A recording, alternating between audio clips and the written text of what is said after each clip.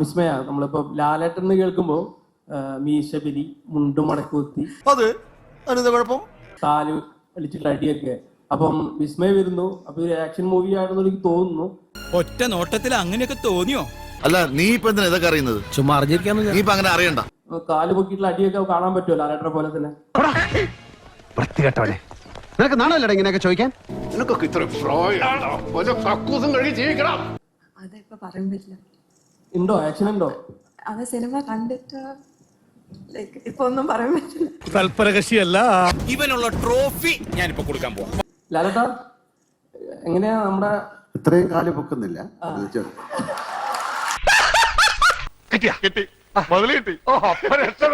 ഇത്രയും കാല് പൊക്കുന്നില്ല. ആ വെള്ളം നീ അങ്ങ് പൂഞ്ഞാറ്റിക്കൊണ്ട് തിളപ്പിച്ചാ മതി കേട്ടാ. വല്ല കാര്യമുണ്ടോ? എന്തിനാണ് ഇങ്ങനെ ഇല്ലാന്ന് നടക്കണേ? അത്രയും കാല് പൊക്കാൻ കുറച്ച് പ്രയാസമാണ്.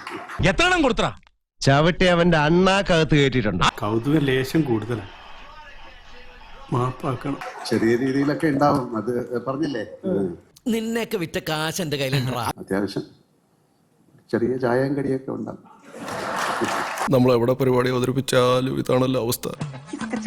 വിസ്മയ, നീ ഒരു കാലത്തും എന്നെ വെറുതെ വിടാൻ തീരുമാനിച്ചിട്ടില്ലല്ലേ? ഇല്ല. അതിന് വിടുപാവും. ഇയാളെ കണ്ടു കഴിഞ്ഞാൽ തന്നെ പാവം തോന്നൂലേ? അങ്ങനെ എന്നെ ഒഴിവാക്കാൻ ശ്രമിക്കരുത്. ഞാൻ കൊണ്ടിട്ടേ പോവൂ, കണ്ടിട്ടേ പോവൂ. എന്നോട് ചോദിക്കേ. ഇപ്പൊ ഞങ്ങൾക്ക് തന്നെ കുറച്ച് ടെൻഷനും ആകാംക്ഷയൊക്കെ ഉണ്ട്. എന്താണ് വിസ്മയ ചെയ്യാൻ പോകുന്നത്?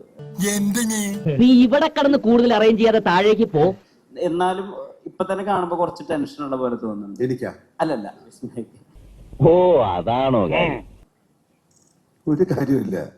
ടെൻഷൻ ഞാൻ ഒരു തന്നെയല്ലേ മാറ്റി വെക്കേണ്ടത്.